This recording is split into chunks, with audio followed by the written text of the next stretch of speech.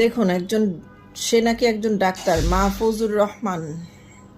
নিউরোসায়েন্সের 166 জন রোগীর বেশিরভাগই নাকি মাথার খুলি ছাড়া এসেছিল, আর এই ডাক্তার তাদেরকে চিকিৎসা দিয়েছে। এখন বলেন তো, সাধারণ জ্ঞানে কারো মাথার খুলি যদি না থাকে তাহলে কি তার চিকিৎসা দেওয়া সম্ভব? সে তো ওইখানে স্পট ডেড হয়ে যাবে।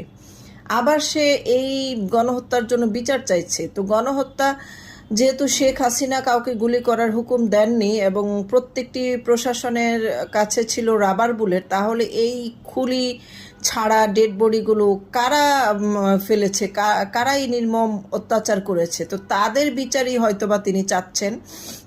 ভুল করে শেখ হাসিনার নাম বলে ফেলেছেন এবং বলতেছেন যে শাস্তির আদেশ দিয়ে ক্ষান্ত হলে চলবে না, দৃশ্যমান বিচার চাই। অবশ্যই দেশবিরোধী শক্তি যারা এই ধরনের গণহত্যা চালিয়েছে তাদের দৃষ্টান্তমূলক শাস্তি